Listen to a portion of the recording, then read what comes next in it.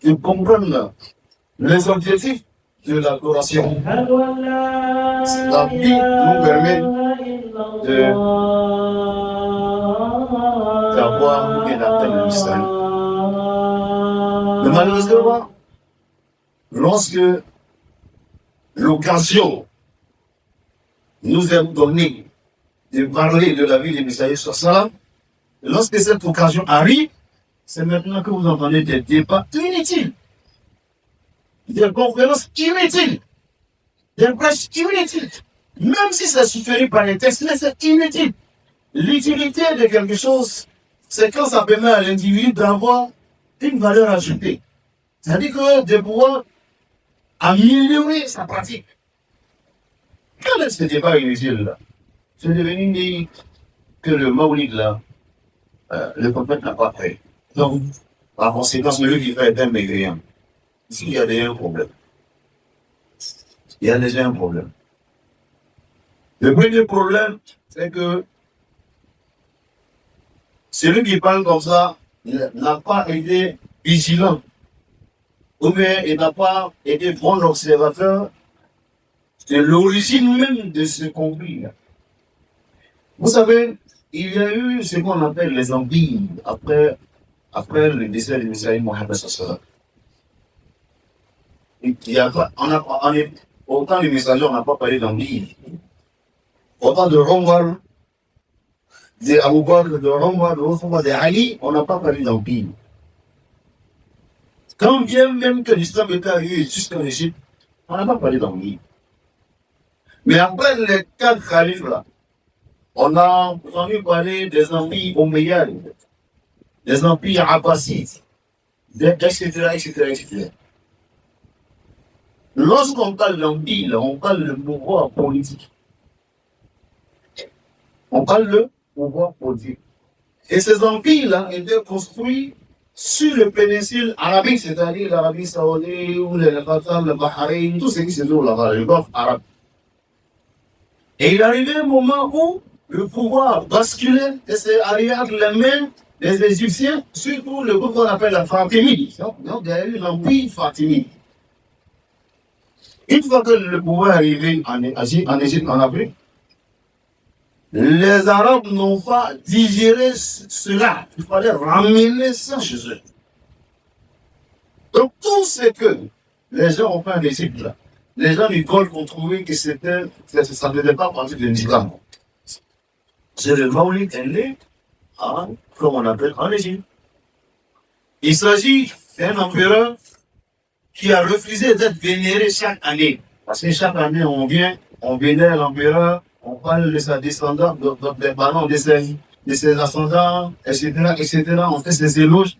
L'empereur, il a regardé, il a dit non, au lieu de venir parler des moines, désormais, chaque année, on va venir parler du prophète Mohammed sallallahu alayhi wa sallam. Voilà comment est-ce que lui, il a remplacé la vénération de sa personne par la vénération du messager Mohammed sallallahu. Les autres là, ils ne peuvent pas apprécier. Il faut qu'on ramène l'islam chez eux. Donc, bref, c'est la source du conflit, ça. Je vous à moi. Ça, en quoi est-ce que ça arrange le fidèle lambda que vous êtes, le fidèle musulman qui veut savoir la vie de son messager Mohammed sallallahu alayhi wa sallam? Des gens sont dans des parades de positionnement.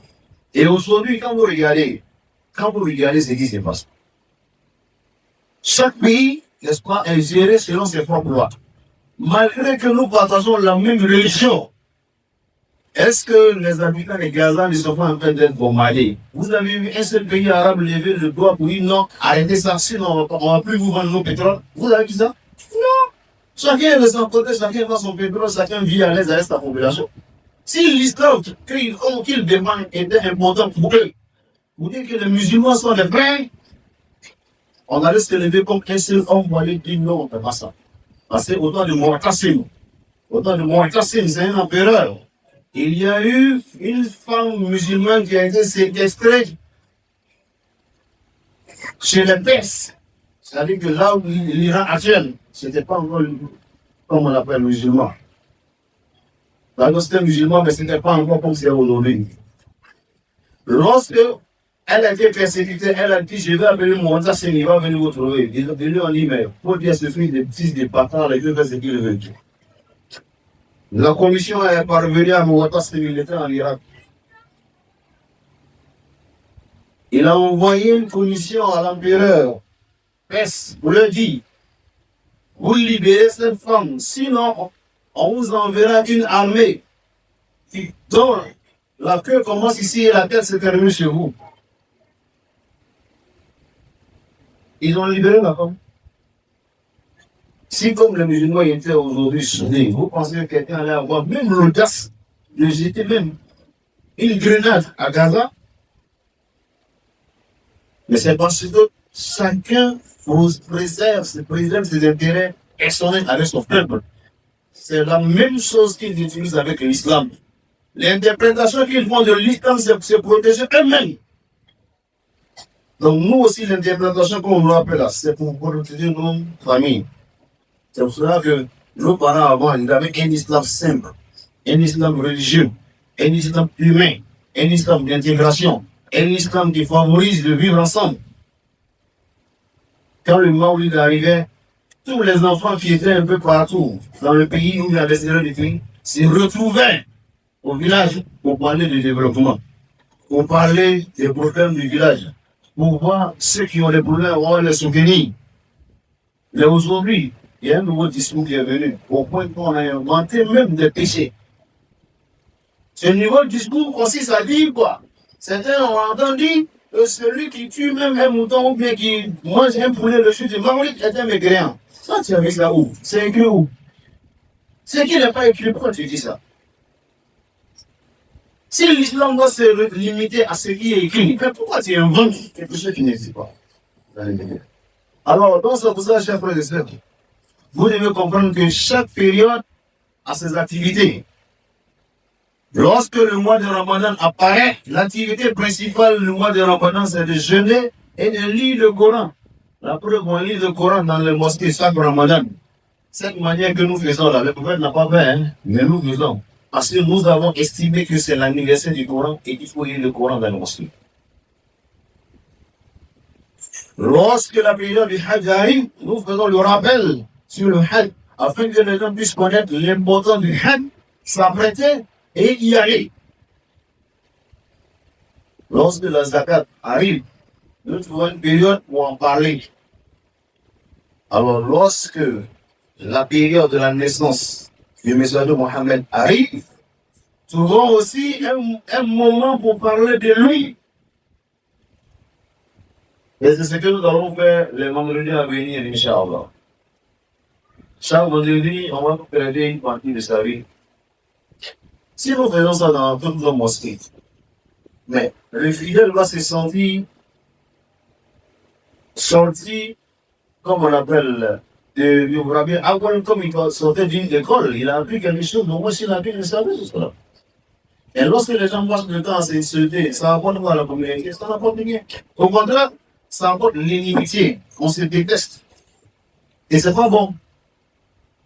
Si le premier vendredi dans chaque mosquée, on parle de la naissance du messager Mohammed sallallahu alayhi wa sallam, de sa jeunesse. Le deuxième vendredi, on parle de la révélation de la prophétie. Les épreuves que les uns et les autres ont vécues.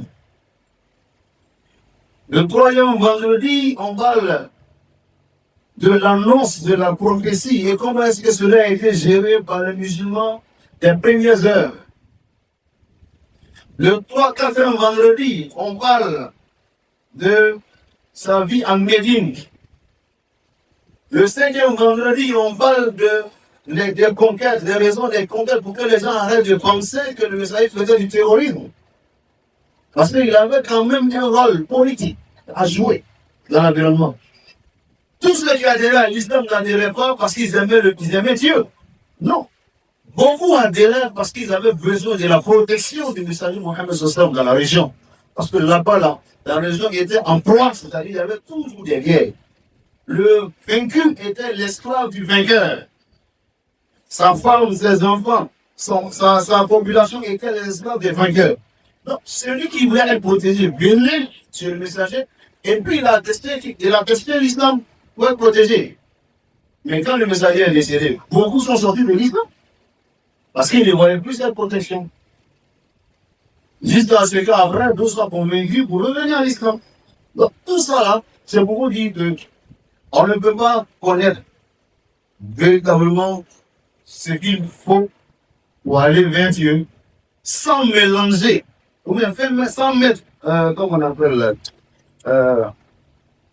sans contredire, ou bien sans mettre en difficulté nos manières de vivre, nos traditions et nos cultures. On ne peut pas, tant que vous ne lisiez pas la vie du messager Mohammed. Il faut lire. Donc c'est le moment. Allez acheter un livre de la biographie, lisez-le. Ou bien écoutez les prêches qui parlent de la vie du prophète Mohammed sur les réseaux. Allez-y écouter. Il faut que pendant ces mois-là, vous apprenez la vie, hein, vous apprenez beaucoup sur la vie de votre messager. Et ça, c'est très important. Quand nous sommes monsieur le Brocherin, de nous, de nous parlons de suffisance. اللهم تقبل منا انك انت السميع العليم وعليم انك انت الرحيم سبحان ربك رب العزه عما يصفون والسلام على الحمد لله رب العالمين والسلام عليكم ورحمه الله وبركاته